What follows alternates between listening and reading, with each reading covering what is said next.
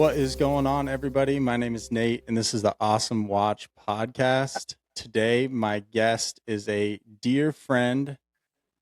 I think of the guy as more than a friend, more like an older brother, somebody that I go to for mentorship in everyday life, and somebody that I've relied heavily on in my baseball coaching career, who has really taken time to help, nurture me through the baseball side, but also him and his wife do a lot for me and my wife in, trying to be successful at life. So my brother BG, thanks for being here. Thanks for having me on, man. Super pumped to get to chat with you a little bit and talk about life and hopefully some baseball and everything else in between, man. Yeah, I've been wanting to do this one for a while. Um, Started the podcast, a month and a half ago or so, and wanted to have you on. You're a busy dude between coaching college baseball now and being a full-time dad of two, and another sneaky one in the oven. So you're They're definitely blown a busy away. guy. So I'll Yep. give you a quick bio real quick. Put my glasses on so I can read. All right. Brian Gregory from Lompoc, California, went to Cabrillo High School where he caught future major leaguer Danny Duffy. He went on to play at Santa Barbara City College, Cal State Dominguez Hills, and then after that, you played professional baseball for the Raton Osos in the Pecos League, the Watertown Bucks of the North Country Baseball League. You were a high school baseball coach at Skyline High School, my alma mater, where we met and where we coached together. hmm Now you're the pitching coach at Chandler Gilbert Community College. You are a husband, a father of two girls, a successful business owner, and truly just a baseball guy at heart. So that's your little intro, your little bio. Let people know who you are. But man, you do a lot of cool stuff. You have found a way to have a lot of success at the stuff you do, and I know that success doesn't come without a little bit of failure to be successful. That's right, man. First off, I don't think anybody's ever read that back to me. So hearing that and being like, oh, I've been some places in my young coaching career, playing career. So it's kind of cool to hear that.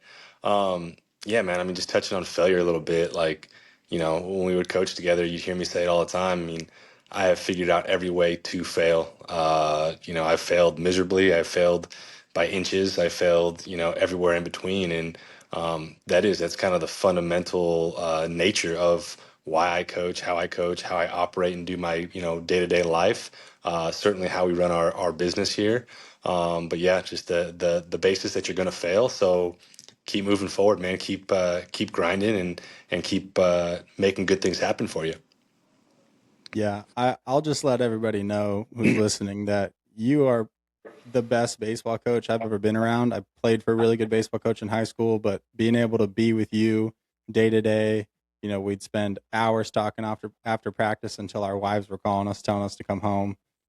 You're just one of the best baseball guys I've been around, and the way you go about it is professional, but it also, moves the needle. We talk about moving the needle a lot with young guys, and you turned around a program that had 30 something guys when you showed up. And, when we were said and done, we were a borderline playoff team and sent several kids to college. And, Yeah. several kids that we had in our program are going to continue on to play at college. Yeah, man. And, I think it started too, like, you weren't there those early days, but having a varsity baseball team with 10 kids on the roster, and it's like you kind of just make do with what you got, and you go throw 100 pitches and you're playing left field the next inning. And that's the way life was back then. So it was certainly nice to kind of grow that program over 4 years and watch it in its infancy. The kids struggled, but at the same time, even though we struggled as a team, the kids were certainly, they gave me everything they had, and that's all I could ask for them. Looking back and reflecting at everything, it's like, no, we weren't very talented, but we didn't tell ourselves that back then. We just tried to figure out ways to win games that maybe we shouldn't win, and certainly hope to win the games that we were supposed to. But from that infancy and watching it grow and watching the guys buy in, that was pretty cool, man. And along the way, as I became um, more just smarter in the game and knowing what I was trying to do and then hiring good people. I think that was key, having good people in your corner that are helping fight, the daily fight. I mean, that that's where like that's worth its weight in gold, man. Is the stuff that happens when you have good people around you that all share a common goal. And I think you're able to do kind of the stuff that we did, which was create a lot of buy-in and win some baseball games. Yeah, our staff that we had, we all still stay in contact. Mix at a really high level school now. You're obviously coaching college, but the group that we had was something special. I don't and Mix says it all the time that you're never going to get that group again, and you're never going to have that buy-in that we all had. And you talk about working towards the common goal. That's something we'll touch on later. But being the head coach of a club ball team now, I just realized that having somebody as an assistant who doesn't undermine you and doesn't talk over you and is trying to share the message that you're sharing is invaluable. And we had a solid staff that I don't know if we'll ever see something like that again. Yeah, I mean, the biggest thing, right, and this is really in any walk of life, whether it's business or sports related, you want to enjoy the people that you go to work with every day, right? Like you want to be able to show up, know that you're happy to see that person, and it could be a terrible day, whatever happened prior to that. You're happy to see the guys. You have an itinerary, a practice plan, whatever it might be, of these are the things we're going to attack today. These are the things we want to get better at. And then just being able to bounce ideas off of each other, like even though I was the head coach, it was more of I was the head coach because I have preferences that I wanted things a certain way. But besides that, everybody was involved, in decision making and thought process and practice planning. I can remember talking to you guys saying, "Hey, what do you want to get accomplished today?"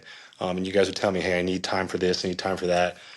So really, like when you look at it, man, it's a collaboration, and I think that when you look at a coaching staff or you look at a group of people that are in charge of anybody, it's just a collaboration of what we're trying to do, what we're trying to accomplish. And that was really the fundamental basis of our success, in my opinion, is getting that together. And then we just held each other accountable, man. Like that was the biggest thing when stuff wasn't going our way, or maybe we were off our game a little bit, us just being able to hold each other accountable to the practices, the ideas, everything. And I think that's what led to a lot of the success. Yeah. Give me a little background on your high school playing days. You played at a pretty good high school out there with some dudes that ended up Yeah. playing at the highest level of baseball. Give me a little bit of just your story there, kind of how it helped pave the way for you to play pro ball, college ball, and then Sure. how it helped you transition into coaching. I mean, I got to start off saying that I wasn't a very good player. I think that most coaches who enjoy coaching, I think, kind of started that. They just weren't very good players. I can look back, and at the time, did I think I was a good player? Yeah, sure. Um, but it was something I always knew I wanted to play baseball. I knew that, when you're growing up, and times have certainly changed since maybe when I was growing up, but you wanted to play for your community, you wanted to play for your high school, for your friends you grew up with. So to me, that was really important. There was a guy that was a senior when I was a freshman in high school that I really looked up to, named Tommy Hawk. He got drafted in like the seventh round by the Brewers back in 2002, so a long time ago. Um, Watching him and his team, and they were league champions and all that stuff, it just kind of plants a seed like in a young person, right? I'm 13, 14 years old, young freshman at the time. It just kind of plants a seed of like, what do you want to accomplish in your 4 years at the high school level? Work ethic, just being around those guys day in, day out, although I wasn't on the varsity team, just seeing how they went about their business and the way they did things. It makes you you get envious, right? Like, hey, I want to do that. That's pretty cool. So that really kind of planted the seed in me, man. Like at a young age of, if I want to do this, I need to be more, intentful, physical. I mean, whatever it was that they were good at, that's what I wanted to be. So, um, played for a great guy in high school, John Osborne. He's an assistant coach there now. His son took over the program. He was the head coach there for 20 some odd years. Um, Man, just the ultimate organizer. Just practices are going to be like this. This is how you call first and thirds. This is where your glove sets up as a catcher in the strike zone. I can remember numerous times me setting up as a target, and he'd constantly just take a fungo bat and push my glove further down. And be like, no, you're not. You don't want the guy to throw the ball belt high. You want him to be at the knees. So just in just so much intent to the smallest details. Looking back, it's like why I am the way I am. It was probably a lot because of him. Just, could teach a master class in base running and double cuts and relays and all that stuff. I mean, just phenomenal as far as that stuff goes. And I was an all league player. I was an all league player my junior year, senior year. Knew I wanted to play college. It wasn't really about, am I going to play college? It was just where, what junior college, or, back then I thought I was a better player than I probably was, but junior college was where I fit in. And I don't even know if I've told you this story, man, but like, I first junior college I went to was Allen Hancock Community College. I was there for about 2 months and I got cut. Basically, you show up and you're out there with the guys for a few days, for a few weeks, and tell you you're not good enough. And that was like, that was my first kind of gut punch of like, man, I really thought I was somebody. I thought I was good. And somebody just blatantly tells you you're not. Um, so that kind of just like further, fueled that fire in me of like, no, like I'm gonna figure it out. So I was able to transfer to Santa Barbara City College. Got a shot there.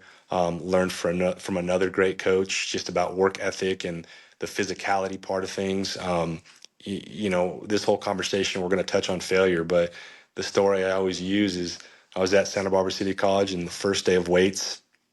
Uh, we had some really strong players that year.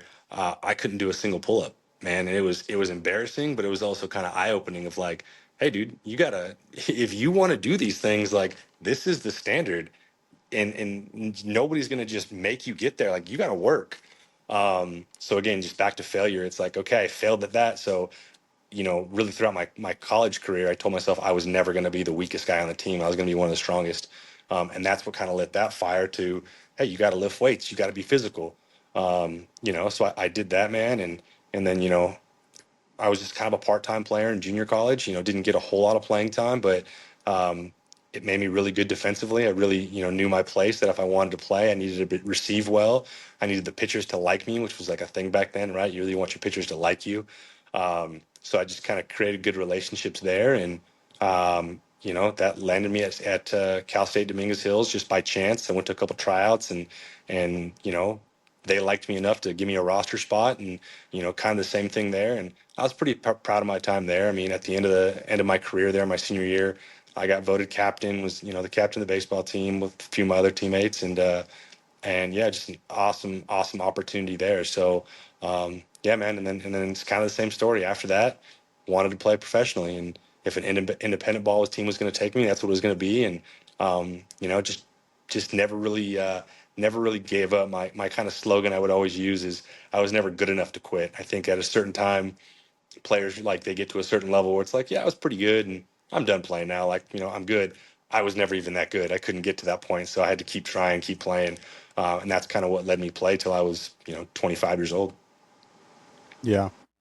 Yeah. Playing pro ball, independent league or, going into the show in an organization is a huge step for people who are trying to reach the highest level of a game. The game escalates as you move into junior college and, whatever level baseball you play after that. But being able to say that you're a professional baseball player is impressive, an impressive feat of itself. When you get your first paycheck, man, it's the coolest thing. You're a young 20-something-year-old. You're like, this is pretty cool, man. So yeah. Yeah. Getting paid to play baseball. Um, to move into your coaching career a little bit, I know you coached club ball and then you moved into the high school space. Coaching club ball now, after I coached high school baseball, I realized how different the environment is and how just different club ball's a business and high school baseball is not. Sure. Can you touch a little bit on just the things that you think are vastly different and then kind of how they mend together for kids who are club ball guys now who want to play at their high school? Sure. Man, you might have to have a whole nother podcast for this topic, but No doubt. uh, the thing with club baseball, and again, just growing up in a weird time when, a town had one club baseball team or travel baseball team, and now it's, there's a club team at every corner and every park and everywhere. Um, you see kids kind of come and go out of organizations. You want good fits, you want playing time. I think that's kind of the reason why kids play. Um, you know, Kids need repetition. They need to play. They need to be on a field. But they also have to sit the bench, right? Like that's kind of part of it. And I think from the travel ball, organization standpoint is it should really be more about fundamentals. It should be about learning the game. Certainly not about the wins and losses, in my opinion, of what it's become, and winning those silly rings and stuff like that. It really is more about the development. It's about the just sticking with something, with an organization, and really learning the game. Um, and tied into that is like you're going to sit the bench. I mean, when you get to high school, you're going to sit the bench. When you get to college, you're going to sit the bench. And just understanding that that's not always a bad thing, right? Like there's a lot to learn there. And I think that the bench is a great motivator. So when you're only playing club baseball and you're playing, say 100, 150 games a year, it kind of takes away from that. It takes away from that learning experience, that developmental experience that I think kids need. Yeah, no doubt. Something I see now at the club level, I don't know how prevalent it was when I played. I don't ever remember thinking this, but a lot of club kids now want to do what big leaguers are doing. And I Yeah, sent you something that I wrote up, today, and I just I sit and think about how a 12-year-old, a 10-year-old, or a 14-year-old, like I coach the 14s, how and why do you try and emulate your game after the best baseball players in the world who are just wildly athletic? For example, I am primarily a catcher's coach. That's what I was for you, and you were a catcher as well. So it helped just to mend the relationship there and be able to bounce ideas off each other. But my philosophy on catching, especially for young kids, is eliminating the one knee down. For example, one knee down is traumatizing youth sports right now, and it's just making sure, kids behind the plate less mobile than they already are. And sure. when you try and tell a 14-year-old, hey, that's not the best way to do it right now, their response is, well, big leaguers do it. Yeah. And you know Yeah, I mean that's a fight that I don't know if anybody's ever going to win. You and I have had conversations with it over the years, and um, when we look at big leaguers, and maybe this is the rebuttal to the kid that says that is um, those major leaguers that you're watching. How did they learn to catch? Like, well, how did they catch when they were your age? Um, that's really the only kind of thing that I think would even make sense to them, because you can't tell them not to do it because they're going to want to know why. Um, is explaining that we're really trying to teach a kid how to do the fundamental basics of catching before you get to an advanced level of it. And it's hard for kids to understand, right? It's like that's the golden nugget of coaching, is how do you get kids to do stuff they really don't want to do. um, it's hard, man, and I don't even know if I have an answer for you right now. But just getting kids to realize that there's certain things you just have to do before you get to a certain way is ultimately going to help your development. Because I can remember growing up, and I wanted to be Gary Sheffield and wiggling the bat and doing all this stuff. And um, while it was all fun and good natured at the time, I wish a coach would have just said, no, like simple, like be simple. Like it's cool the big leaguers do that. It's cool you want to do that. But I can promise you, probably when Gary Sheffield was that age, he probably wasn't doing all that.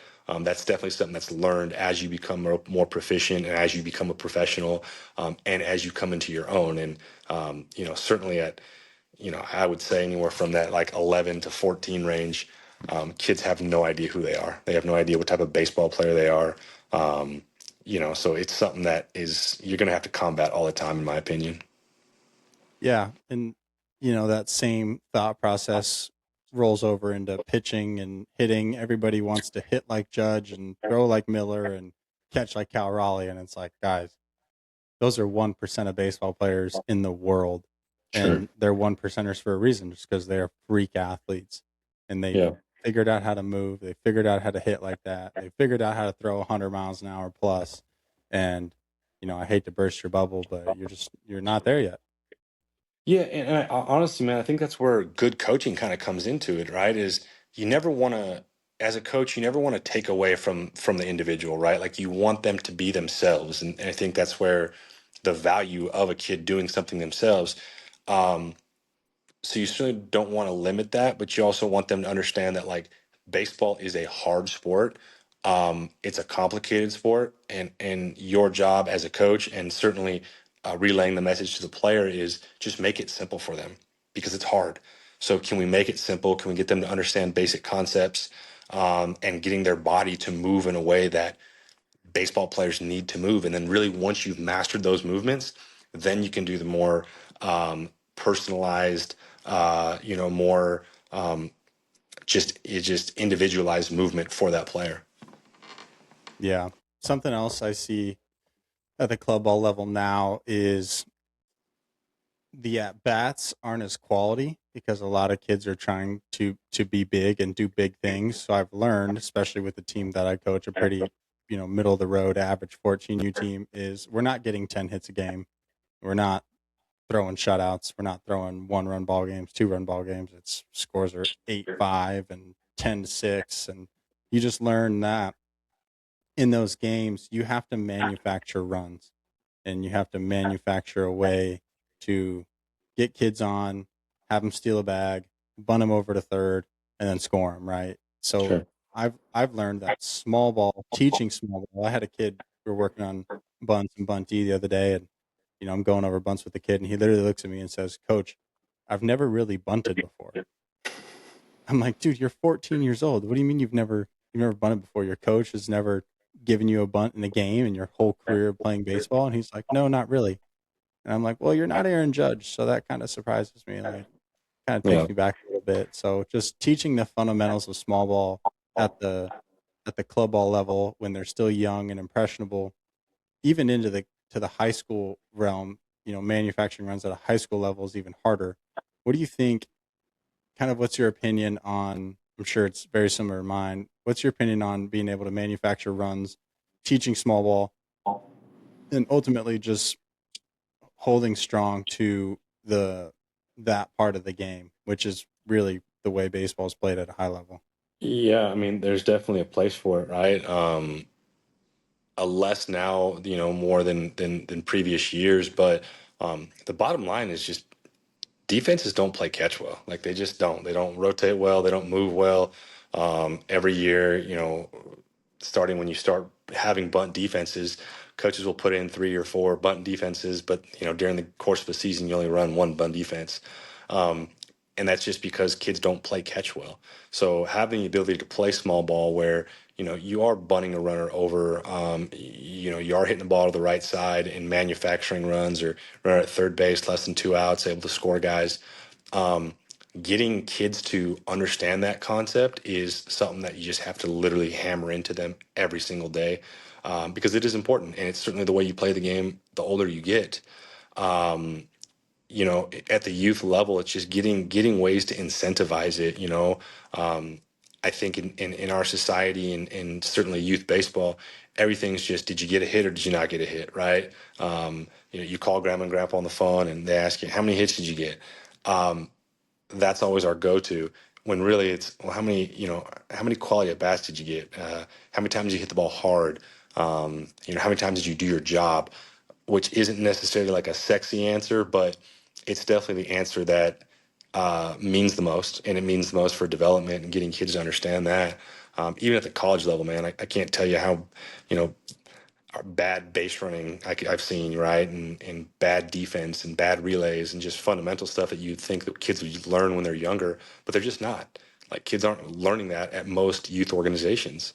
So learning that stuff, man, it's if you can learn that and master that at a young age, that 13, 14-year-old level, it's insurmountable, man. The value you're going to bring your team, and yourself as you get older. Yeah. How's coaching college, man? You left us and now you're Yeah. coaching college. I mean, I love it. Off the bat, I love it. Being around older kids is definitely, it has its new challenges, but overall, I love it. Just what they're able to do, and the biggest thing you realize when you're coaching college and you make that jump from high school is that everybody really wants to be there. And I'm not saying that high school kids don't want to be there, but they're going to school from 8:30 in the morning till 2, and then it's practice after, and maybe they just got done playing basketball the season prior. When you're in college, it's that's what it's all about, right? Is how do we gel as a team? How do we learn the game? Um, how do we fit in? What's our roles? Um, Being around kids like that is definitely been fun. Um, it comes with its challenges, man. It's not easy. It's very much kind of a 9 to 5 type grind that you feel like a little bit sometimes. Um, but overall, man, I got nothing bad to say about it. It's been good. I think it's been good for my development and the things that I want to accomplish. It's just a new challenge, man. It's a new challenge, and certainly being thrown into a pitching role when I've never been a pitching coach, but I've been a pitcher's best friend for many years. So seeing it through a different lens about how you go through routines and habits, um, going through, sometimes I think I'm a pitching coach and a therapist. That's kind of part of it. So doing that, man, it's been fun. It's been fun. It's got its challenges. And right now we're in the middle of a dogfight, as we go through the last 20 some odd games of the year. So it's been fun though. Pitchers need therapy. All pitchers, every It single really one. is. I mean, I joke around about it, man, but it really is how do you manage emotions? How do you manage, I'm not pitching this much, or I should be pitching more, or why did I have this bad outing, or all that stuff in between, or I just had a really good outing. How did I have a bad? We won the next one. You really are like a therapist more than a pitching coach sometimes, and I think all we ask for as coaches is just consistency. And I use that as a life motto too, is people just want consistency. They want you to show up. They want you to do the stuff you need to do. They want you to be reliable, dependable. So that's all we're trying to do with the pitchers is get them to be consistent as possible. Yeah. To circle back on your baseball coaching life, you have two brothers who I know, and Brett played at Oral Roberts, Division I Oral Roberts, and Blake is a phenomenal athlete as well. Give a little bit of just background on, you coached both, you older brothered them, but also coached both of them into Sure. playing a high level of baseball. Give me a little bit of background on your thought process through that. You're the oldest sibling, having younger brothers who you have to love, but also mold into being quality baseball players. Yeah. I mean, I don't think I've ever shared the story with you or really too many other people, but my middle brother Brett, who pitched at Oral Roberts, I can distinctly remember having a conversation with him when he was probably about 12 or 13. So I was 20, 21. And I can remember telling him and saying, "Hey man, like whatever advice I give you, it may not make sense. It may, you may think I'm stupid. You may think, it's the wrong advice. Just take it. Just take it and just try to implement or do it to the best of your ability." I can remember having a conversation with him about that. Um, and I hammered it in a few times just because I wanted him to understand that, like, we all need to fail for ourselves. We do, but we don't have to fail as much as the previous person did, right? We don't have to fail as much as I failed. He certainly didn't have to. And if he could learn one or two or three things from my failures to help his career, then he'd be better off for it. Um, and I think in a nutshell, I mean, the younger siblings, I think, are always more athletic and gifted in a sense because they're just doing stuff at a younger age. But I mean, that in itself kind of helped my coaching journey. Is that I was coaching Brett at Cabrillo when he was his junior and senior years. I was helping there when I could, and then I ship off and to go play indie ball. So I think that kind of sparked actually my coaching interest. That I loved coaching him, but it was cool seeing what his teams did and what we were able to do at that young age. And me as a 20, at the time, 25, 26 year old, it was kind of cool to see what he did and how I could help him with his baseball career. And, he had a pretty good one. So, Yeah. Touch on Blake a little bit. He's the youngest sibling. yeah. Um, Dude's a freak athlete, played quarterback in high school, is nasty behind the plate, plays some outfield, hits from the left side. He's probably not 175 pounds, and he dude just absolutely rakes. Yeah. It's kind of weird, right? Growing up where your brother's 19 years older than you. I don't think that happens too often. Um, I think he kind of gets more dad in me sometimes than brother. So there's kind of a fine line I have to help, navigate with. Um, but he's seen it all, man. I mean, he saw my brother pitch at the Division I level, so he knew what that life is like. I have conversations with him about, hey, do you ever remember me playing? He's like, no, not at all. So that kind of hurts my heart a little bit. But just seeing how it's kind of like being a coach's son, right? Like you're always on time to things. You always got to be the hardest worker. You kind of have to be the smartest. So him taking my advice and then understanding like, hey, this is the way I have to lead my team or lead my people, because essentially he's just an extension of me. And we talk daily just about situational stuff and how to be a better player, how to be a better leader, how to be a better outfielder, catcher, hitter, whatever it may be. But just constantly bouncing ideas off of each other, and how did this feel? How did that feel? I think that's been just really valuable for him, because the sky's the limit for him, and him being a freshman and him being really really talented and really athletic. He's going to be able to take baseball as far as he wants to go, as long as the work ethic and the desire stays there, which I have no doubt will. But I think it's kind of like having dad as a coach. I think that's kind of what he would say about that. Yeah. Well, you're a pretty good one, so I wouldn't complain if I Yeah, was in his spot. appreciate it.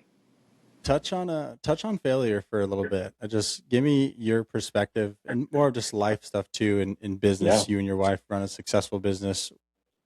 It's easy to remember your your failures. It's much easier to dwell on your failures versus your success. Success comes and goes, and that's not something you guys tend to think about a lot. They tend to think about their failures, and sometimes it wears them down. We had a kid that I got to coach for 2 years while I was with you, and he went Division 2 this last year, and all he could remember was the things he messed up. He'd strike out or whatever and come in the box and be like, "Am I just not very good?" Come in the dugout and be like, "Am I just not very good?" I'm like, "Dude, 2 at bats ago you hit a home run. Like, what are you talking about? Are you not very good?"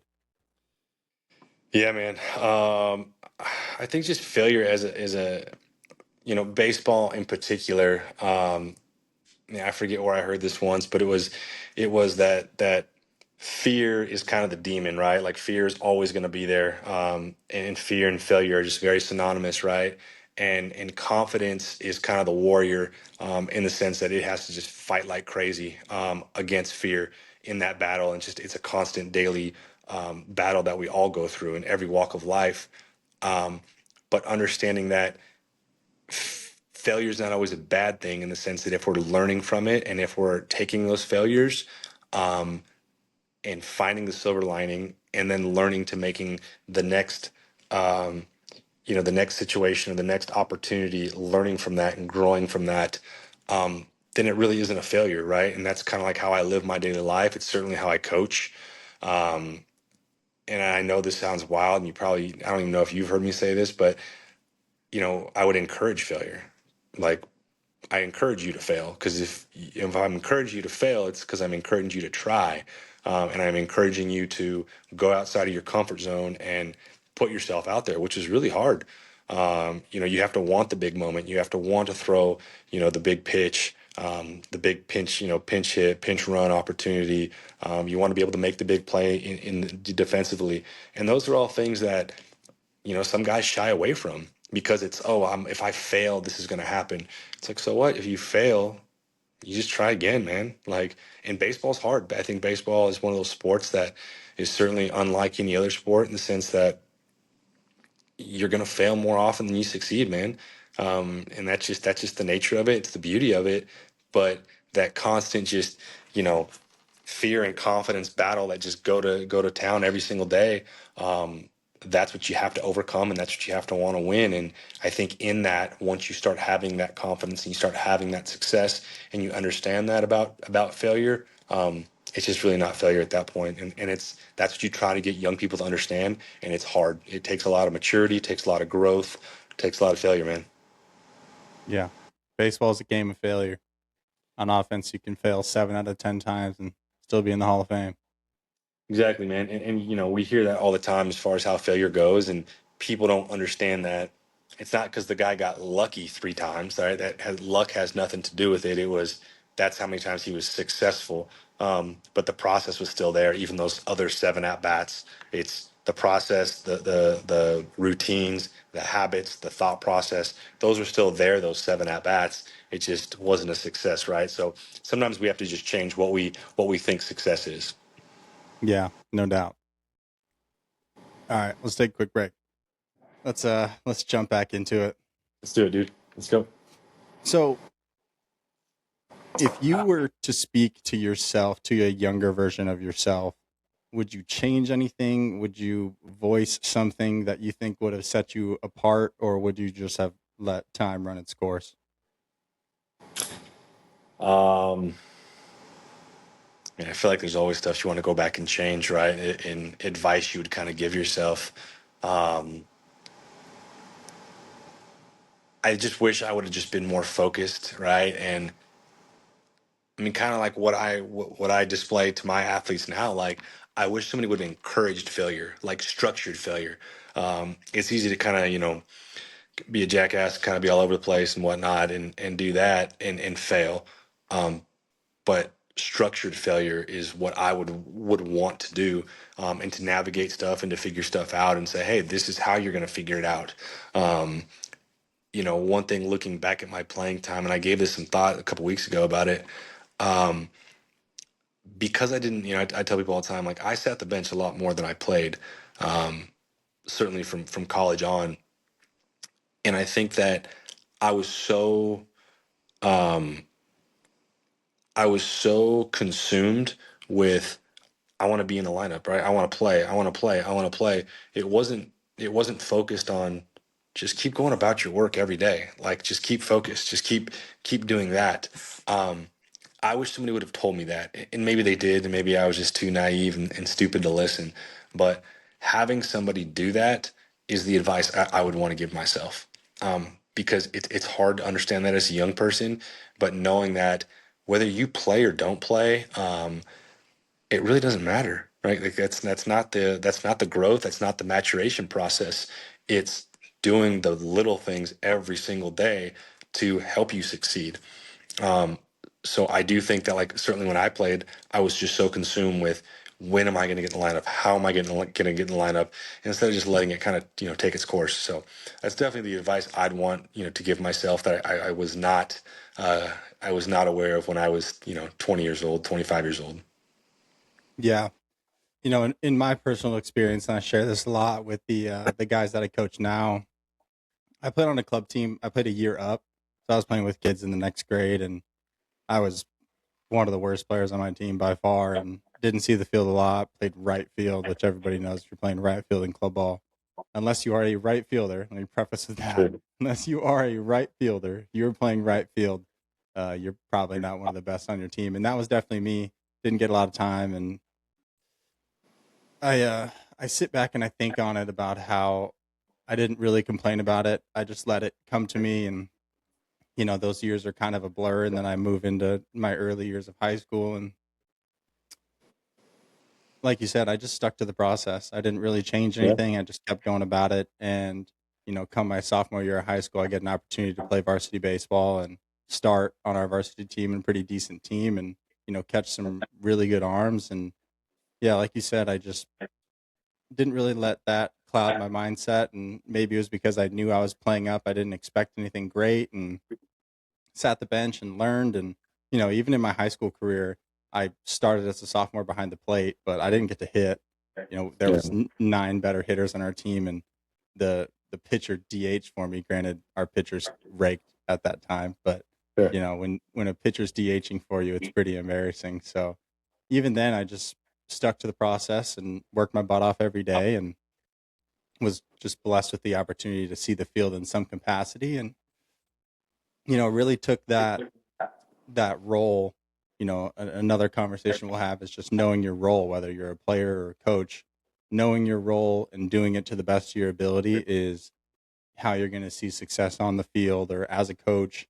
That's what's really going to bring fruitfulness to what you're trying to do, is being able to recognize your role if somebody hasn't told you, and then facilitate your role at a high level. I think that's Yeah. a really big key for any player or coach in the game. Yeah, I mean, I think you kind of hit it on the head there, man. Is you have to get lost in the process. Like that's a phrase that I use. Just get lost in the process. And something that when Brett was playing at Oral Roberts and he was kind of in his baseball journey, I used to tell him all the time, just like, you ever see a horse race and the horses, they have those blinders right on the side, and don't look at the external stuff. Don't look at the stuff that doesn't matter. Just focus on whatever's ahead and focus on what you're trying to do and your goals and everything else. And if you can do that, then success typically follows. But when you're worrying about everything else and all the externals, you're never truly going to find success. And you're just going to be kind of chasing your own tail at the end of the day. Yeah. What's the importance? This is something that you spoke on heavily with us as a staff and to our players of knowing your role. For example, on the coaching side, I knew my role was mainly catchers. When you needed it, I helped out in the cage and was focused on guys in the cage. But my role, my undisputable position, was to be accountable for the catchers and their development and making sure they were ready for game play. What's the value of knowing your role and being able to execute it at a high level? I just think too many voices just kind of cloud uh, any organization, right? Anybody who's trying to do anything great, when you just get too many voices telling you too many different things, it confuses people. It can certainly confuses kids, and then they have no direction. Um, so it's definitely just, when we say kind of stay in your lane and know your responsibilities, just be good at those, right? Just be good at whatever your job is. Um, and there's times that stuff's going to overlap. There's times that things are going to, you may have to help out with base running, or you may have to help out with, an outfielder for a day because of this. Like, those things come up. But at the end of it, just whatever your scope is, be really good at it. And if you have a conflict of something, let those coaches discuss it and figure out something, whether it's a communication thing or whether it's, just a fundamental thing, is being able to stay in that role and become proficient at it, right? Like, my goal or my job right now is being the pitching coach. So, I don't really want to overstep those boundaries and stuff unless, somebody comes up to me and asks for my opinion, or, wants to look at something. Outside of that, like, I am the pitching coach, so you have to kind of encompass that of everything that entails, and then just be a professional about it, man, and really just know that everything that is about your role, you have to be so proficient and you have to dive so far deep in, and you're going to find out stuff you didn't know about whatever it is you're teaching or whatever it is you're trying to explain, and then at the end of the day, you just end up educating yourself. So that's kind of the reason why that we would stay in our specified roles. It's just so there's no confusion, and so you can be really good at your job. Yeah, it's especially at the club level. I have an Yeah. assistant who helps me out, and I just have to constantly remind him, like, don't talk to the catchers. You're my pitching guy. You're here to help facilitate the pitchers, keep track of pitch counts, know who the next guy coming in, make sure he's getting warm. Like, know Yeah. your role and do that really well. And that's how you'll serve myself and the team the best. Like, let me handle the catchers, the offense, positioning Yeah. on defense. Let me handle that stuff. Well, and that was the thing too, right? And certainly when we were at Skyline, having two different pitching coaches back to back years, but um, not questioning, right? Not questioning what they're doing or what um, whatever's happening during real time in a game. Those are all discussions that happen after, right? Those are discussions of if we need to clean up something, or we need to rethink or take a look at the way that we're teaching something. That's done after. So it's you can't question it in game. You can't get mad at a catcher for the way you're teaching him in game. If somebody doesn't like something, or if there needs to be a discussion, those are definitely conversations that happen, um, one, behind closed doors, and then also just in the practice setting, because that's where you iron that stuff out. But when it's go time, when it's show time, it's there's very little coaching going on. It's let them play, trust your preparation, trust your process, and then see what happens. And then when that competition's over, then we have the discussions and we peel back the layers of stuff that we may need to adjust. Yeah. I think you bring up a great point there of not coaching during games. That was definitely Yeah. my philosophy, especially catchers, because you have Sure. so much to worry about. You have so much to Yeah. think about, pitch calling and runners and, being able to work proficiently behind the plate. I was totally, maybe, and I probably learned that from you, is just don't overcoach during a game. Now, Mm. with that being said, I do coach the 14Us. Like I said, we're a pretty average team, and we only get to practice in club ball twice a week. One's at the facility, our indoor facility, and we're just, hitting the cage and working on little stuff. And then we get 2 hours of field practice. So much different than high school where you get Sure. 3 hours on the field every single day. And I find myself having to coach and teach a lot during games, and that takes away from the management side, takes away from the, you know, controlling the game side. And I've kind of realized that at this level, not coaching during a game is very hard, although I do believe that is really the best way to go about it, is not to fill their heads with teaching moments when you are asking them to perform at the same time. Sure. I think, that's something that's very underrated. When I was in your shoes and I was 26 years old coaching club baseball, um, that was something I always told myself, that I wouldn't yell at kids, right? Because I think that when you're yelling at a kid during competition, you're not teaching them one, right? There's no coaching moment there. It's usually taking them out of the situation, whether it be, after an out in the next half inning, after a hitter of their at bat or whatever it was, and pulling them to the side and saying, hey, like, I want you to think about this situation, think how we could have done this better. So those are coaching moments, right? And we certainly had plenty at Skyline when a guy would get thrown out on the base paths, and we'd bring him in the next inning, we'd talk to him about that situation, about how we could get better, because I think those are immediate moments when you can have teaching moments. But anytime as a coach, like, if you find yourself yelling during the course of a game, you're definitely not coaching, right? You're not coaching. And that, to me, and the way I go about things, that's stuff that should be ironed out during the course of practice. And if you didn't do that as a coach, then you had some type of failure in your teachings when you missed that part, for them to learn that aspect of the game. Yeah. Yeah. And I mean, that's something that I see is pretty prevalent now is, you know, if you coach a bad club ball team and they stay bad, that's probably not at the fault of the kids. It's probably a fault of your doing as a coach, not being able to improve.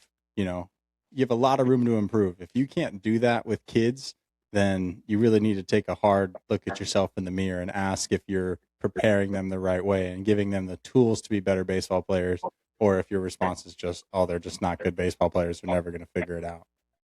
And you know what, man, to that point too, and it's something I can remember when I got hired at Skyline. I'm sitting in the interview room, and they asked me, they go, some point during the interview, they say, well, what happens if you don't win? And I was like, what do you mean if we don't win? Like, I kind of was taken back by it. Like, we're going to win. Um, it really made me rethink, right? And especially after the first year when we went 7-20 or whatever it was, this is what they were talking about. Like, what happens when you don't win? Like, what's your measure of success? Is it growth? Is it development? Is it, wins? Is it rings and all that stuff? Like, what's your measure of success? And you have success on different levels. There's individual success and team success. And, at the end of the day, you just want to see the teachings of your kids, see them implement that into game situations, and then you want them to think for themselves. Right. And I think that's where the whole yelling thing comes in during the course of a game, is that if you're yelling during the course of a game, you're trying to play a video game with kids, and it doesn't work like that. Like, you want them to be free, independent thinkers, make their own decisions, make, their own actions.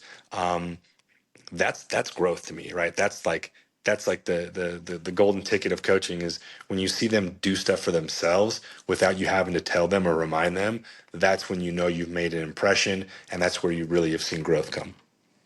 Yeah.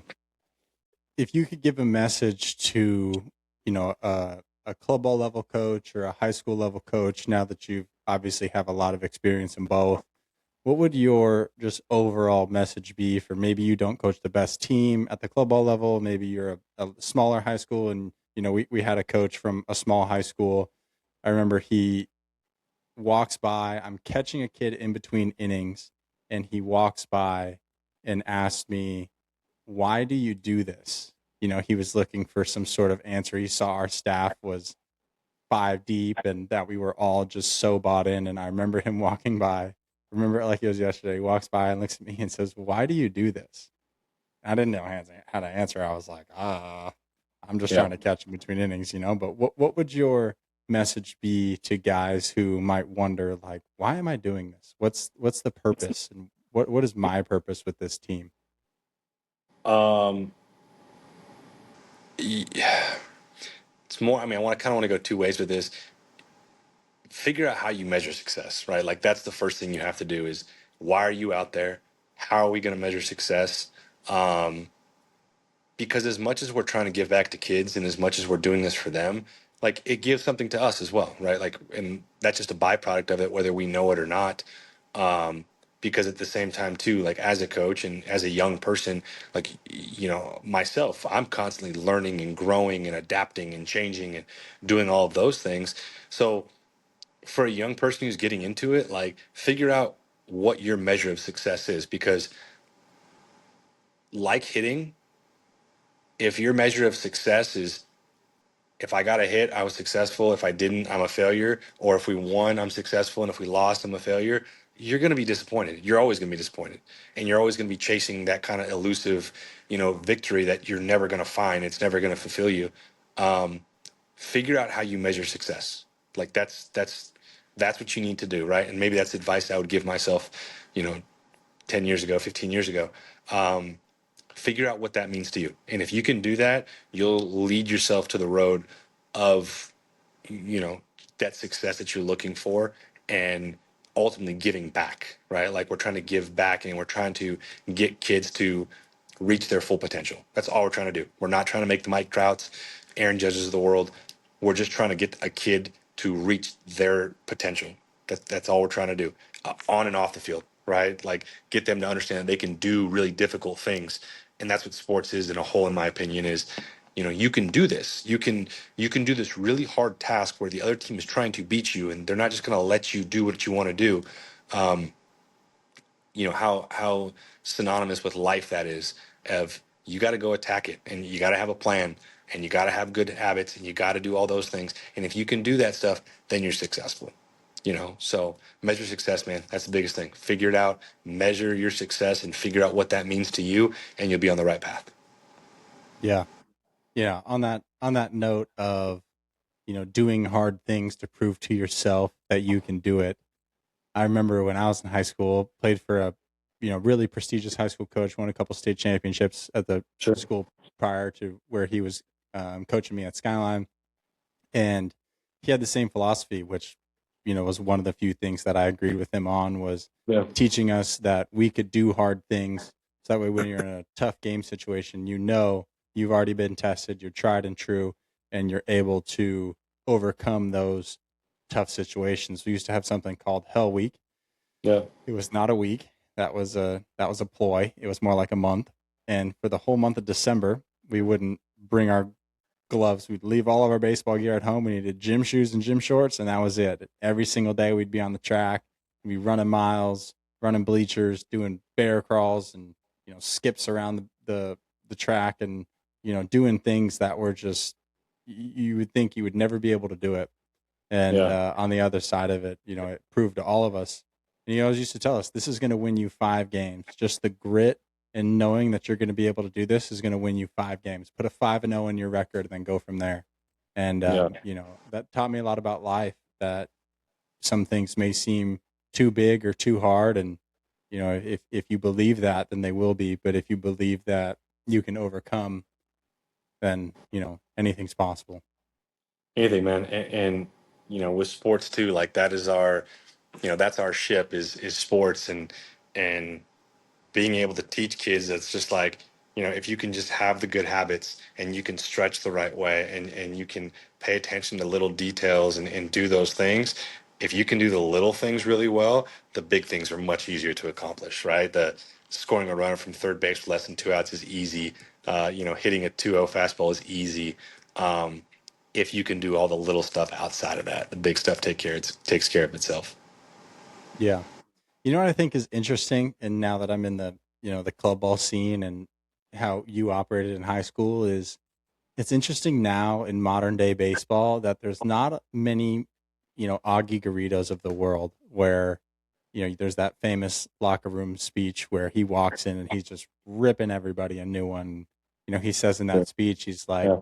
"This is my life, and in 20 minutes, you guys are going to forget this happened." And he keeps saying over and over again, "This is my life. This is what I live for." And he's just tearing into the guys, and you don't really see that level of, I don't passion. I don't know if it's because the kids not being able to receive it well, and it was just a different breed of guys back then. But you just don't really see that, fired up coach. Maybe 80 doesn't like it or whatever the case may be, but the Augie Garridos of the world, I feel like, are long gone, and I don't know if it's for the better. I think part of it is that everyone has a phone and a camera nowadays. So sometimes nobody wants to show their true colors, right? I think when that clip was filmed, it definitely didn't come from a cell phone camera, right? So I think that kind of plays into it too, is people are kind of afraid to show their passion. Um, and it kind of just goes to show in somebody like Augie Garrido, um, you see his passion, right? And you see how good he wanted to be at every aspect of his job. And I think that's kind of what he means when he spoke in those terms is, you know, I give everything I can to this. And, certainly when that's your profession and that's your job, you have to, right? You have to do those things. But, the passion was unmatched. He definitely had that. I think that's where it starts. But then also understanding that I'm going to perfect every single bit of this, right? Like every aspect of baseball, including the relationship aspect, which I think that people don't, most people fully don't understand, right? Is like, what I referenced earlier is the the secret to coaching is how do you get kids to do stuff they really don't want to do? Well, I think you do that by building relationships. If you want to yell at a kid, right, and you want to rip the team in the dugout or in the clubhouse after a game, they have to know that you care about them, right? Like if you just rip them and they just think that you're an ass, it doesn't work, right? But when you have that level of respect of I'm doing everything I can for you guys and I want you to succeed, on and off the field, once you have that relationship and you've built that relationship, then you can have those passionate conversations. You can have, the moments where you rip up people because they understand that this guy really cares about me and he wants me to be successful. Um, and that's what it's brought him to is reaching that kind of point where his emotions pour over. But without the relationship side of things and getting the kids to know that you care about them, um, it kind of goes for naught, right? I heard something kind of cool the other day. It was weddings over wins, man. If you can get more wedding invites to your players as you get older, that's kind of the true mark of success. What I go back to, right, is those things are way more important than a 15-13 season or a 20-5 season. So building those relationships. Yeah. I was watching, I had a player the other day, I was talking about YouTube for whatever reason, and he's like, "Coach, what do you do all day?" And I was like, "Well, besides watch back every game we play and take notes on it, I watch YouTube and study up on baseball." And he was like, "Coach, YouTube doesn't have anything good anymore." And I just laughed and I was like, "I don't know what YouTube you're using, but my YouTube's full of baseball." And I was watching something the other day of Bryce Harper, and I was in high school. Bryce Harper's probably 3 or 4 years older than I am. I don't know how old Bryce is, but Yeah, I'm sounds about 27. So he's in that range of just being a few years older than I am. So when I was in high school, it was like his JUCO days where he's right. Okay. the next LeBron, right? He's 16 or 17 in JUCO, just hitting nukes. And this was back when he had the back leg upswing. His back leg used to launch off the ground, and he was just Yeah. hitting 400-foot home runs all the time. And so I was watching something of him and where he's talking about I think it was on Bussin' with the Boys where he's just talking about his development as a young player, and he talks about how what he received well was the quote he used was hammer hammer love. You can hammer it in, but at the end of the day you have to show some sort of love, and that goes back Yeah. to what you were just talking about is you know the guys have to know that you care for you to be able to Yeah. and then show love at the end. Yeah, and guys go about it different ways, right? Like we're not all cookie cutter. We're all not built the same way. Um, I would always speak on my high school coach that was just a phenomenal guy, and in the fundamental beginnings of my love for baseball. But he was always really hard on us. But it really wasn't until the day that we stopped playing for him was the day that you realized, oh, this guy really cares about me. right? Like, so some people do it during the season while you're a player. Some people do it immediately after. Some people don't do it till 5 or 10 years after. Um, I've tried to make a point of it that if I want the absolute most out of my players, I have to show them how much I care. All right. And that's not giving in to them. That's not what it is. It's just understanding. And I've used this line to them that when they're on the mound, like, I'm there with you. Like, I'm with you on this. So getting them to understand that buy-in, that we're all in this together, all right, and not any one person's more important than the other. It's very much like a family unit in that sense. Um, Getting them to get that and understand that, that's where you get the full potential of the player. So Now that you scout, now that have the ability to look at players at a lower level, I really emphasize my guys. We practice running on and off the field the other day, sure. and this is after they made it to the championship in a tournament, and they're at an all-time high. And I just come in and say, hey, we didn't do these things right. We don't run on and off the field very hard. We don't do the little things right. So let's practice doing the little things. As a scout, as somebody looking for potential in a younger person to get them to possibly go to your school, what does doing the little things right mean to you and the coaching staff over there at Chandler Gilbert? Like, if you don't do the little things right, how can I expect you to succeed in a big moment? Yeah, I think the biggest thing that kids don't understand is um, talent's about all the same, right? Like, guys that throw, you know, 88 to 90, 91, it's all about the same, right? It's do you work with efficiency? Are you quick on the mound? Um, do you go out and take your warm up pitches in a certain manner? Do you look sloppy? Is your jersey untucked? Um, Even expanding on that, like, do you not run out of ground ball hard? Those are the things that really matter, man. I can't stress it enough. It's just you get to a certain level when the talent is about all the same. Um, those little things make it so whether I want you or I'm interested in you, past just a surface level, because that's the stuff that really separates guys. Looking at how you play catch, like, that's probably the biggest thing. How do you play catch? Like, does it look sloppy? Does it look like there's intent? Does it look like you have a plan of what's going on? Um, that's huge. On deck routine. Like, do you have a plan when you're on deck and you're getting ready to hit? And how do you walk up to the plate? How do you step in a batter's box? Those are all things that I certainly look at, just because if they can do those things in a certain manner, then their game is probably fine and they're probably confident. And I mean, you know this as well as I do, that confidence is the name of the game. And if you have a confident player, they're going to perform well.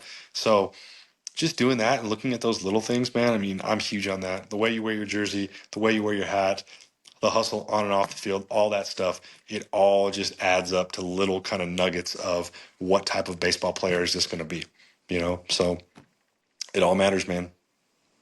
Yeah, I tell our guys, how you do anything is how you do everything. Yeah, And if absolutely.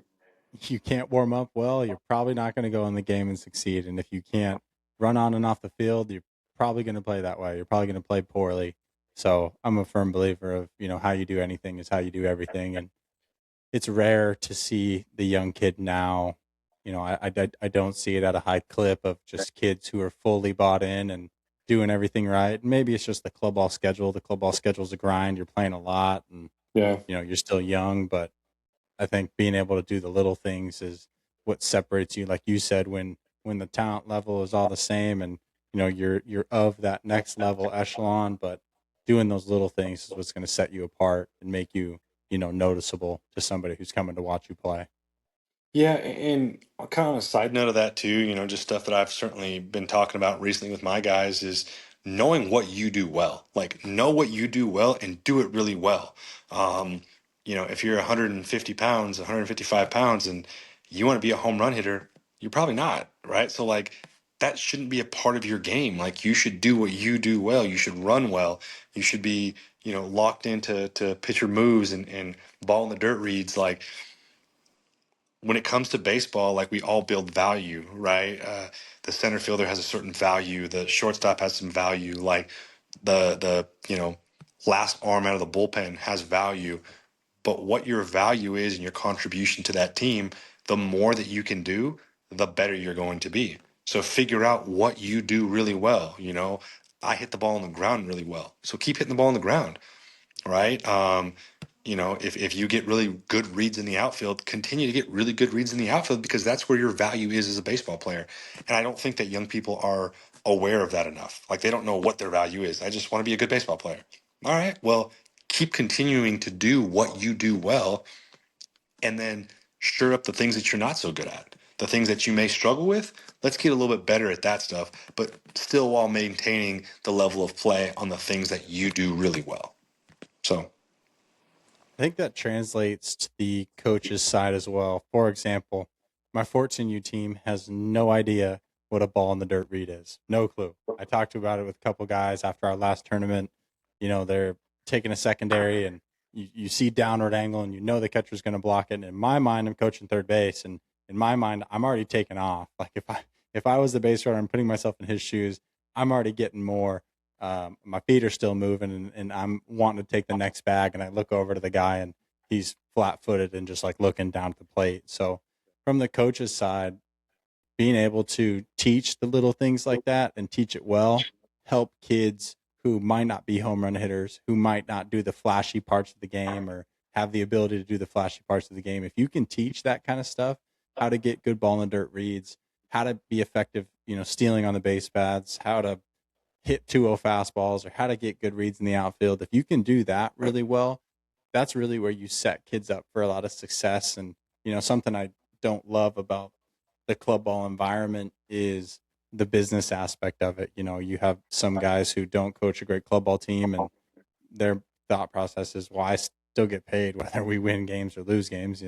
It's a yeah. shorter weekend if we lose 3 and go home than if we, win 5. So, having the And I got to stop you on that one too, because it just kind of brings me back to when I was in your shoes and like it was all club baseball all the time. Is like one of the best ways to like do what you do well and to build value is backing up bases, right? If you're that right fielder that doesn't play well, but you do a phenomenal job that every time we overthrow the ball to first base, you're the guy there that backs up the throw and they don't ever get an extra bag. Like, that is your value. And that's a great contribution to the team, because it happens all the time at that level, right? Like, if that's what you do well is back up bases, then do that well. Like, that's your value. So don't ever stop doing that. Do that at a at a high clip, and then continue to work on your game. And then before you know it, you already did that little stuff really well, because that's what you had to base your game off of, because that was your value. So now you're figuring out other ways to build value in your game, and that's just how you become a better baseball player, man. That's how you really, really grow as a player, is doing that stuff like that. yeah, not focusing on the flashy parts of baseball. Everybody wants, like you said, it's not the sexiest thing to lay down a sack bunt and get your teammate over. And, half of our kids don't know to go high five the guy and, hey, great job, way to do your job, or just doing your job in general, getting a runner Yeah. over when he's on second, going the other way, hitting in the 3-4 hole, do your job. I feel like that's not a very glamorized part of baseball, but it certainly is a foundational part of baseball if you want to play high level baseball, is being able to do your job. Because as you start to play good varsity baseball and then college baseball, success is few and far between. So if you can be successful, I guess success in, like you said, calling your grandparents, did you get a hit, that's few and far between. But having success at doing your job and doing the little things right, scouts, good coaches, they notice that kind of thing. And that's what, again, we've said it before, that's what separates you when the talent level is all the same and it's, apples for apples. Yeah. What sets you apart is being able to do that kind of stuff. No, absolutely. Absolutely. So, I was fortunate enough to spend a couple years with you, and I called you when I got the job out here coaching club ball, and just Sure. thank you for allowing me to be with you for the last couple years, and how good of a coach you were for the coaches, not only for the players but for the coaches. And I think it was something really special, and something that varsity baseball coaches could learn from is allowing your assistant coaches to take up roles and not just feel like an assistant coach. You did a Yeah. great job of, you know, Roberto is one of the best guys we had, and allowing him to be with the outfielders. Like, hey, this is your job. Go do it well. Be with the outfielders. And myself, Sure. like, hey, go be with the catchers. And if you need anything, I'm here, but you go do your deal over there. And I think that really builds a strong foundation for not only knowing your role, but building a group of coaches who have the ability to bounce stuff off of each other. And then when it comes to game time, be all locked in, all on the same page, and coaching in the same style. I feel like that's really important. And you did a phenomenal job of allowing everybody, letting the varsity guys coach the JV team and the freshman team during the fall, be able to get some reps. And, you didn't just sideline us to being an assistant to you. You didn't just sideline us to being another warm body to throw BP when you needed it, or, to hit fungo when you Yeah. were trying to give instruction. I think it just goes back to what I said, man. Like, and I appreciate those words, but like, I encouraged you guys to fail. I encouraged you guys to do what you guys needed to do.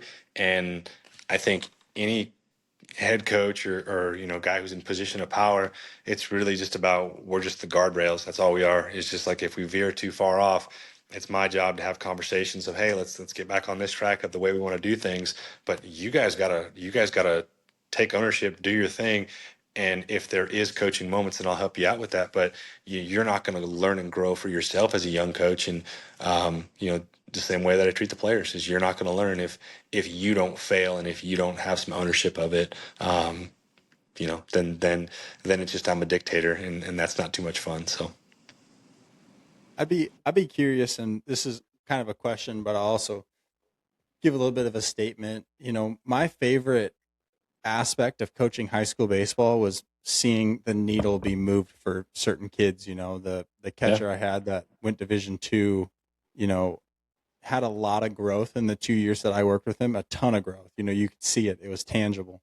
yeah, And, the fact that he got to go play that he's still playing Division 2 baseball, and, is just a heck of an athlete, and really getting to see him improve is probably one of my favorite parts about, I guess, coaching like not uber talented kids, because you're probably not moving the needle as much when they're already super talented, but to be able to take a kid who, is somewhat average, and then move them to a player through hard work and, constant preparation, to be able to move them to a position to where they get an offer to go play at the next level. I think that was the most rewarding part for me, and I'm curious what it is for you.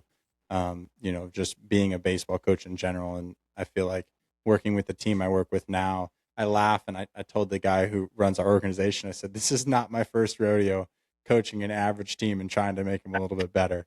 That's yeah. definitely something that I've done before.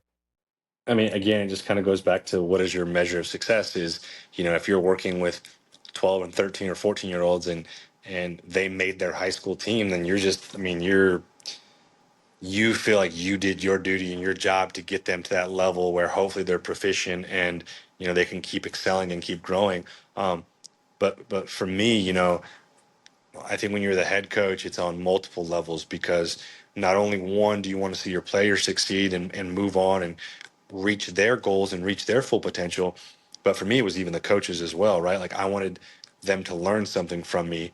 Um, I wanted, the fact that you're doing your thing with a club ball organization, I think is fantastic, because, you took what I had to say and you made it your own, and now you're teaching that message to people, which is, I think, is phenomenal. And so for me, like, my aha moment, my, moving the needle moment, like, that's it, is doing those types of things where you're helping somebody reach their potential, because their victories are theirs, right? They're not mine.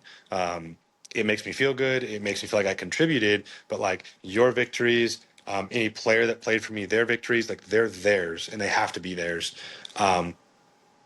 But when you see them doing that and you see them reaching their potential, that's what makes you feel good, right? And I think that's what motivates, is certainly myself, to keep going, to keep coaching, to keep making an impact, because you want to see them succeed and say, hey, I did this. Like, I worked at something and I did it.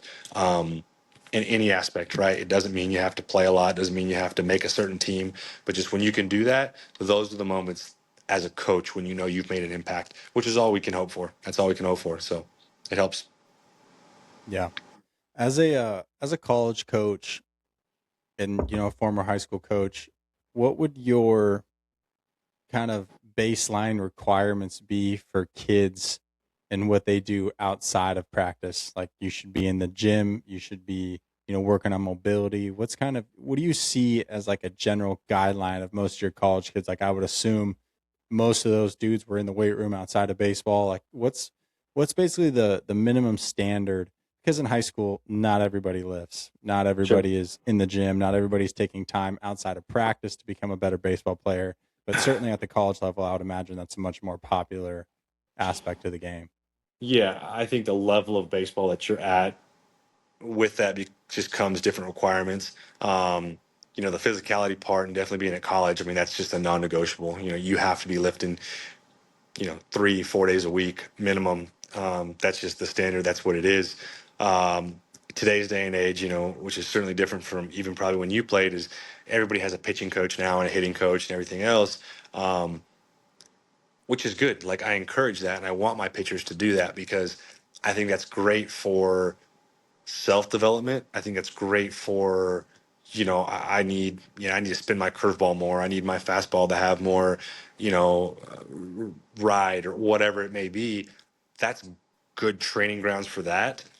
I think that once you reach the team setting and as you reach the structured organization setting, that's when we're learning how to compete, right? That's when we're learning how to do hard things.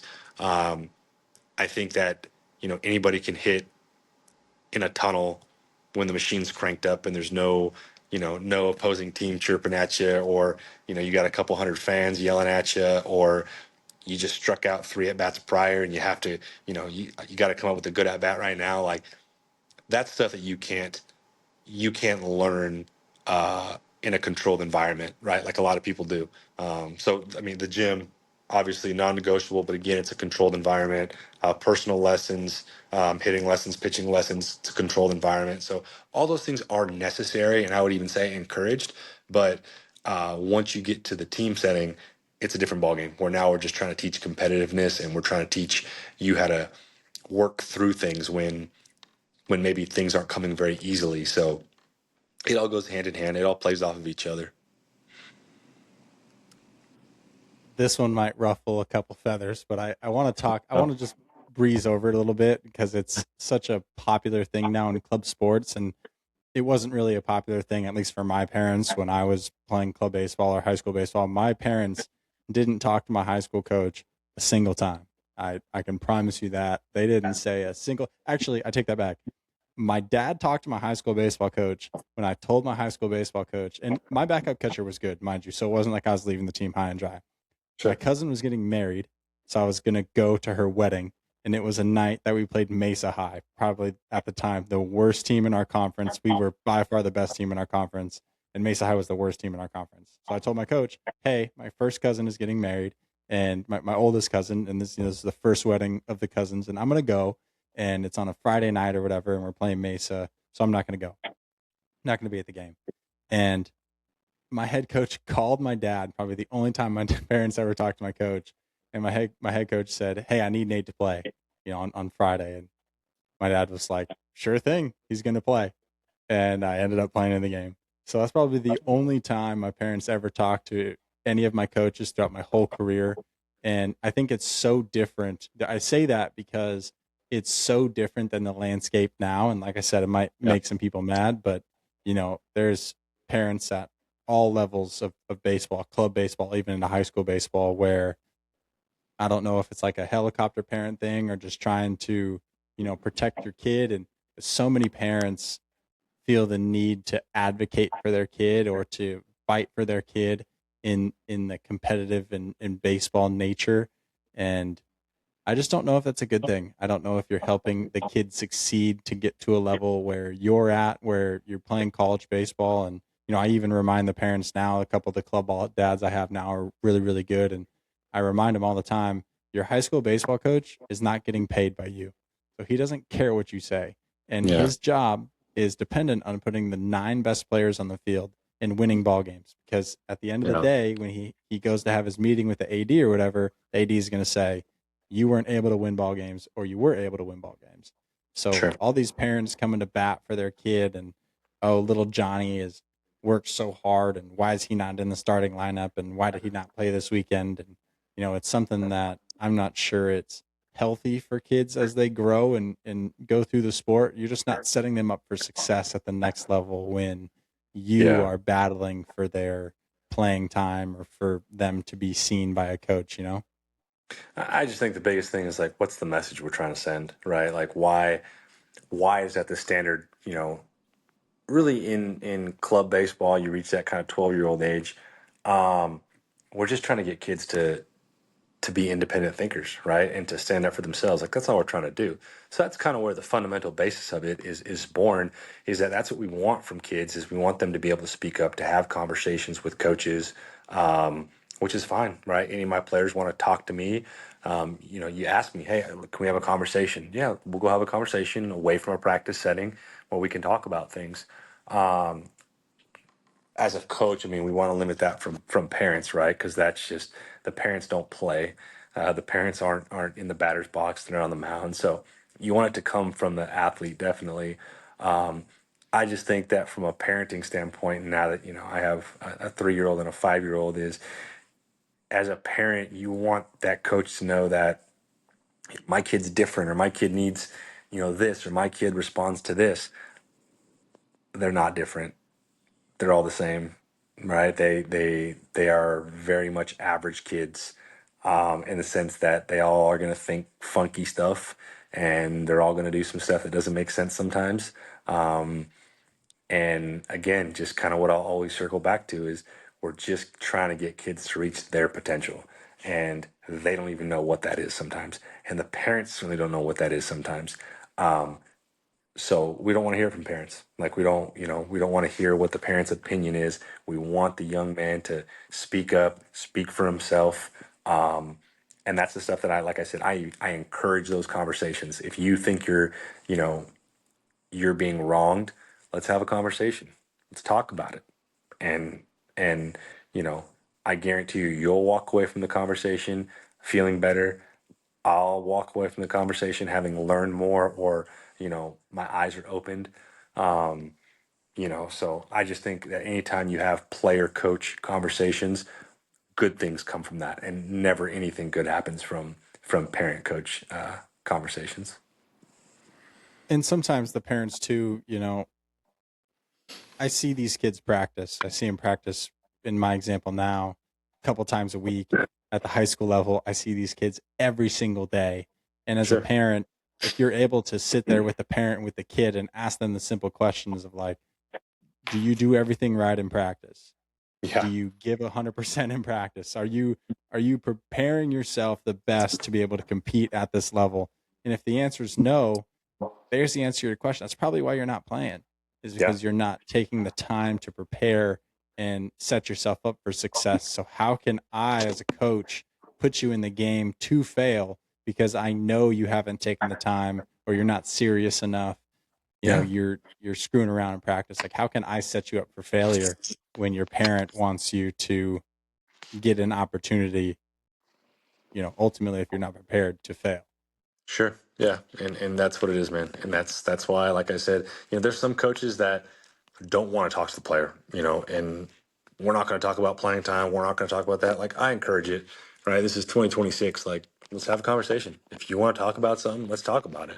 It's not going to be a weekly thing. We're not going to talk about it on a weekly basis, but, certainly as a coach as well, kind of what I alluded to earlier is like, I want to develop relationships with these guys where they can feel comfortable coming and talking to me, and you know, sharing something, because at the end of the day, like, I have a pretty good judgment of that player and what their status is on a team, and certainly when it comes to playing time. So they may not like what I have to say, but sometimes it's good for them to hear what we have to say.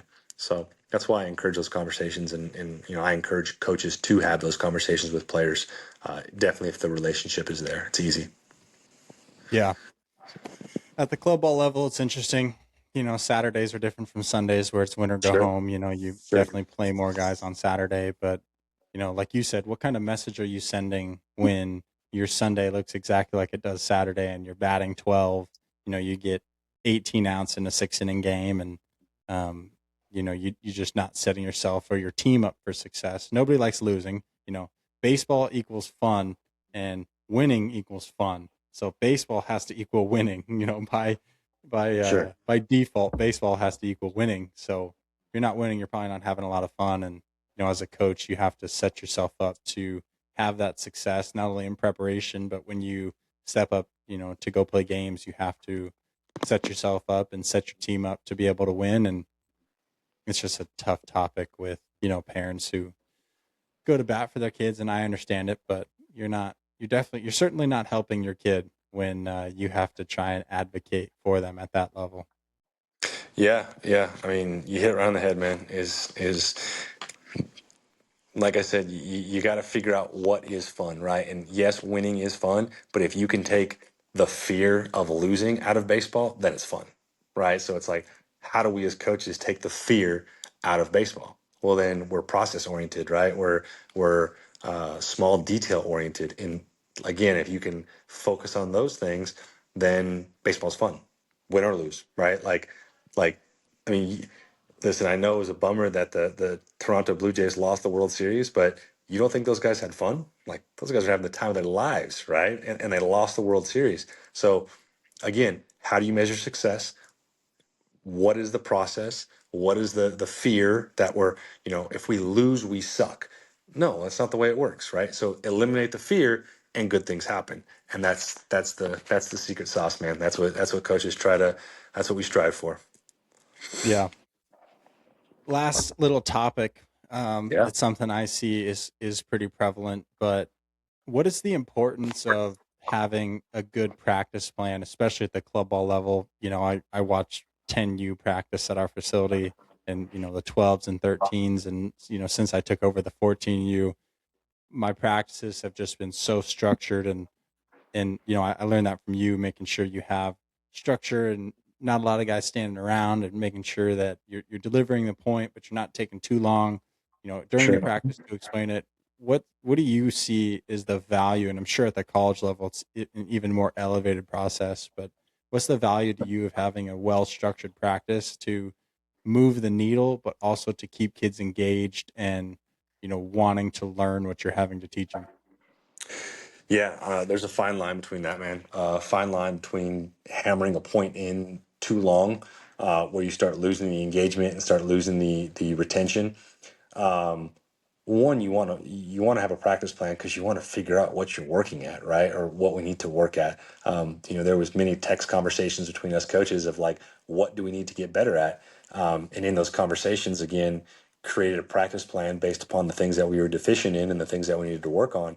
So that is where the value of the practice plan is, and also just keeping things moving, right? You don't Whether your practice is an hour and a half or 3 hours, it doesn't really matter. You don't want guys just standing around. You don't want guys not being productive, because when you have this time with them, you want to maximize every second you can have with them. So understanding that, when you get to the high school, college level, that BP isn't just about hitting BP, right? Like we can get base running reads, we can get live defensive reads, like we can do a lot of stuff. When you're running first and thirds, defense, that maybe it's not just for the infielders. Well, the outfielders can run.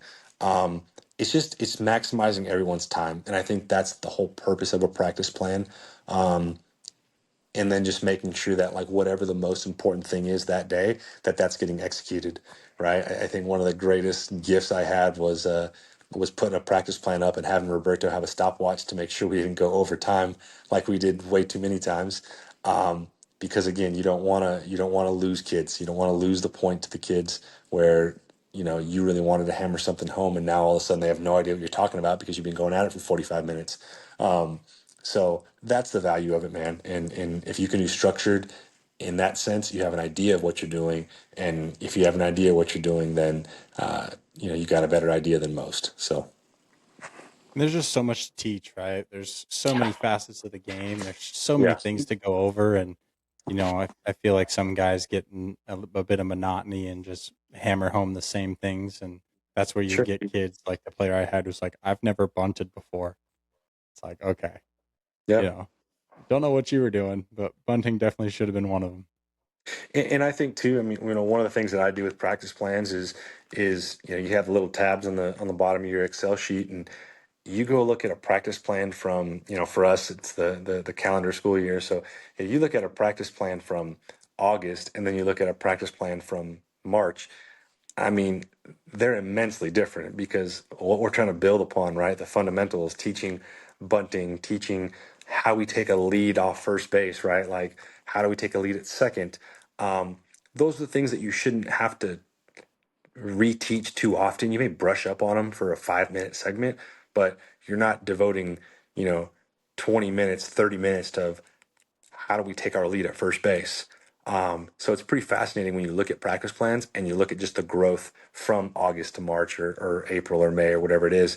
And the growth should be there. And it's pretty cool. That way you can kind of use that as a metric of what you were able to teach that year and the stuff you went through. But again, there's never enough hours to cover everything. So Well, I've wanted to do this for a long time. We could talk fun, baseball. man. We literally have talked baseball all day before. Yeah, Like I said, we used to stay hours after practice. After we practiced for 3 hours, we'd be there for another 2 hours, just sure. trying to put our heads together and become better. And that's something that I really miss about our staff is we It's the were all best. so bought in. It's the best. Nothing Yeah. beats it. Yeah, man. But It's been fun. I appreciate you taking the time. Yeah, your busy Love it. schedule. I know you're a busy guy, being We got dad you. and being coach. Yeah, being dad is definitely the hardest schedule. I'll tell you what, once you start having kids, that makes you a better coach because you're much more aware of your time and the way you treat people and everything else, man. That's kind of been the best gift. But you try to wear a bunch of different hats and you try to keep all the buckets full. And if one bucket is leaking a little bit, you spend more time and put some more water in there and you do it all over again every day, every week, every year. So it's all good, man. I appreciate it. I appreciate you making time, man. Absolutely, dude. Let's do it again soon. Yeah, for sure. We definitely will. This is the Awesome Watch podcast. Thank you for watching. We'll be back for more.